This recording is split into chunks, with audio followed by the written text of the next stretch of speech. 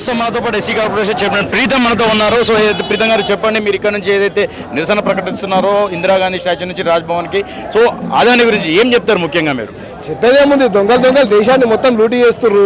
చెప్పనీకి ఇంకా ఏం మిగిలిందని. మొట్టమొదటిగానేమో షేర్ మార్కెట్ల పేర్ల మీద దేశ ప్రజల సొమ్ముని ఎట్లా దోసుకురో చూసిర్రు. ఇప్పుడు ఏకంగా అరెస్ట్ వారెంటే వచ్చింది. అంటే ఇంత జాప్యం ఎందుకు జరుగుతుంది అంటున్నా. దేశం వదిలే ఒక నీరవ్ మోదీ, ఓ విజయ్ మాల్యా పారిపోతే ఇంతవరకు తెచ్చే ప్రయత్నం చేయలే. రాజ్యసభ సభ్యుడు ఉండగా విజయ్ మాల్యా పారిపోయాడు. అప్పుడు మేము మొత్తుకున్నాం, అయినా మీరు పట్టించుకోలే. ఇప్పుడు అదాని గురించి గత 3 సంవత్సరాల నుంచి మొత్తుకుంటున్నాం. హిండెన్బర్గ్ రిపోర్ట్ వచ్చినప్పటి నుంచి మొత్తుకుంటున్నాం.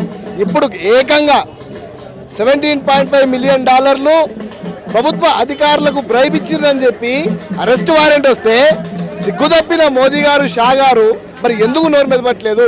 జాయింట్ పార్లమెంట్ కమిటీ డిస్కషన్ ఎందుకు చేయట్లేదు? అంటే ఆదానిని ఎందుకని తీసుకురావాల్సిన అవసరం ఉంది? ఆదానికి మీకు ఉన్న మిత్రత్వము ఈరోజు ఈవీఎం మిషన్లు ట్యాంపరింగ్ దగ్గర దాకా పూర్తి స్థాయిగా వీళ్ళు నడిపించుకుంటున్నారు. కాబట్టి ఆదాని వాళ్ళకి ఎక్కువైపోయాడు. ఎట్టి పరిస్థితులలో ఆదాని ఊచలు లెక్క పెట్టక తప్పదు. ఆదాని మోదీ స్కామ్ ఏదైతుందో దేశ ప్రజలకు తెలియజేస్తాం. అది ఇదే మీ తెలంగాణలో ప్రతిపక్షాలు కూడా సంబంధించి ఏదైతే మరి 100 కోట్లకి ఏదైతే ఒప్పందం ఎట్లా చేసుకున్నారు మీరు ఆదాని నుంచి, అంటే ఏం చెప్తారు మీరు? ఆదాని గ్రూప్ అనేది గవర్నమెంట్ టెండర్లలో భాగంగా ఉన్న కంపెనీ. ఎవరన్నా కానీ మీకు మీ కంపెనీకి కూడా ఏదైనా అధికారాలు ఉంటే మీరు టెండర్ వేయవచ్చు. టెండర్లలో ఎన్నో కంపెనీలు పార్టిసిపేట్ చేస్తాయి. ఆ టెండర్ డాక్యుమెంట్లో వాళ్ళకు ఉన్న ఎలిజిబిలిటీ ప్రకారం వాళ్ళకి వస్తుంది. ప్రతిపక్షాలు అని అంటున్నారు, ప్రతిపక్షాలు ఏమేమి చేసిరో అన్ని బయట పెడతాం. ఈరోజు కంపెనీకి ఉన్న క్రెడెన్షియల్స్ ప్రకారమే ఆదాని కంపెనీ కూడా వన్ ఆఫ్ ద టెండర్కి సెలెక్ట్ అయింది తప్ప దానిలో కూడా ఎక్కడ ముడుపులో గిడుపులో వీళ్ళలేక కాదు.